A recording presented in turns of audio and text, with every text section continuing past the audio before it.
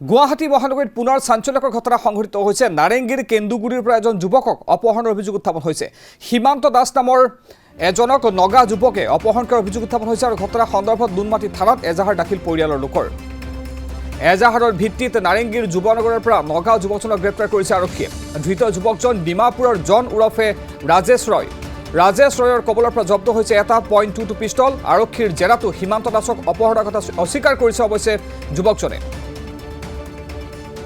30 এপ্ৰিলৰ পৰা সন্ধানহীন হৈ আছে সীমান্ত দাস। ভাড়াতীয়া জন ওৰফে ৰাজেশ ৰয়ৰ সৈতে নাৰেংগী ৰেল ষ্টেচনলৈ গৈছিল সীমান্তই আৰু সম্প্ৰতি 5 দিনৰ বাবে আৰক্ষীয়ে জিম্মাত লৈছে নগা যুৱকজনক। সীমান্ত দাস নামৰ গুৱাহাটীৰ নাৰেংগীৰ যিজন যুৱক নিৰ্দিষ্ট হৈ আছে সেই যুৱকজনক অপহৰণ কৰাৰ সন্দেহ কৰা হৈছে এজন নগা যুৱকৰ দ্বাৰা। নগা যুৱকজনৰ নাম জন ওৰফে ৰাজেশ ৰয়, ঘৰ নাগালেণ্ডৰ ডিমাপুৰত। ৰাজেশ ৰয়ৰ কবলৰ পৰা উদ্ধাৰ হৈছে এটা .22 পিষ্টল। আৰক্ষীয়ে জেৰা কৰিছে ধৃত যুৱকজনক আৰু আৰক্ষীৰ জেৰাটো সীমান্ত দাসক অপহৰণ কৰাৰ কথা অস্বীকাৰেই কৰি আছে যুৱকজনে। 30 এপ্ৰিলৰ পৰা সন্ধানহীন হৈ আছে সীমান্ত দাস। ভাড়াতীয়া জন ওৰফে ৰাজেশ ৰয়ৰ সৈতে নাৰেংগী ৰেল ষ্টেচনলৈ গৈছিল সীমান্ত আৰু সম্প্ৰতি 5 দিনৰ বাবে আৰক্ষীয়ে জিম্মাত লৈছে নগা যুৱকজনক।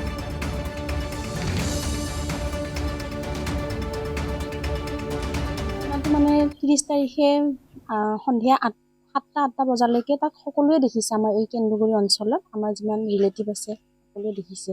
তাৰপিছত ৰাতিৰ পৰা ল'ৰাটো নিসন্ধান হৈ আছে। 10:30টাৰ পিছৰ পৰা নিসন্ধান হৈ আছে আৰু কথাটো মই ৰাতিপুৱা গম পাইছোঁ। দাদাই ফোন কৰিছে, বাইদেউ মোক ফোন কৰিছে যে কেতিয়াবা আমাৰ ঘৰতো আহে বা আমাৰ বৰমাহঁতৰ ঘৰতো যায় যে আহিছে নেকি। মই কৈছোঁ নাই, অহা নাই। তাৰপিছৰ পৰাতো আমি লগে লগে আপোনাৰ 2 তাৰিখে হেৰি কৰা হ'ল, থানাত এজাহাৰ দিয়া হ'ল। তাৰপিছত পুলিচে যি কৰিছে আমিও মানে কিজানি নিজে ক'ৰবাত গুচি গ'ল নেকি বা সেনেকুৱা আমি বিচৰা গোটেই গুৱাহাটীখন আমি টেম্পলেট এনেকুৱা বিলাই ফুৰিছোঁ। তাৰপিছত জাগাই জাগাই পোষ্টাৰো লগাইছোঁ। কালি ৰাতিও আমি 6 মাইলৰ ফালেও বিচাৰি গৈছোঁ। ভাতৃৰ নিৰুদ্দেশত জন নামৰ এজন যুৱকৰ নাম উত্থাপন হৈছে আৰু কেইদিনমান আগতে পিষ্টলৰ সৈতে তেওঁক আৰক্ষীয়ে গ্ৰেপ্তাৰ কৰিছে। কি ক'ব? কি ক'ম মানে মানুহজন আহিছে, এতিয়া আছে, এইটো এইখিনি মই গমেই পোৱা নাছিলোঁ। যেতিয়া এৰেষ্ট হ'ল তেতিয়াহে কথাখিনি গম পালোঁ যে হয়। তাৰপিছত এতিয়া আমি মানে সন্দেহ কিয় কৰিছোঁ, মানে ভাড়া ঘৰৰ ছোৱালীজনী দেখিছে যে বোলে দাদাই আমাৰ ভাইটিক বোলে তাই মাতি লৈ যোৱা দেখা পাইছে আৰু ষ্টেচনৰ ইফালেদি বোলে গৈ আছিল ৰাতি। এতিয়া সি হয়তো তাক কিবা হেৰি কৰি লৈও যাব পাৰে। কি সেই মানে সেইটো সন্দেহ, তাৰ ওপৰত সেইটোৱে সন্দেহ আৰু তাই কোৱা কাৰণে সন্দেহ কৰি সেইটো কাৰণে তাৰ ওপৰত আপোনালোকে এজাহাৰ দিছে। হয় মানে নাগা যুৱকজন। হয়। এতিয়া আপুনি কি বিচাৰিছে এতিয়া?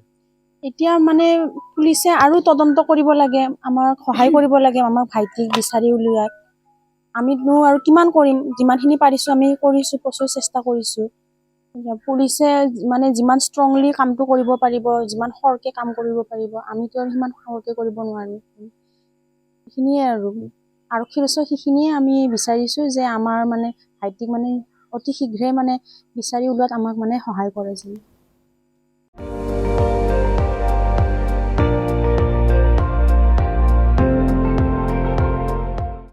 আপুনি চাই আছে ND24, সৰ্বশ্ৰেষ্ঠ নহয় সৰ্বোত্তমৰ দৌৰত।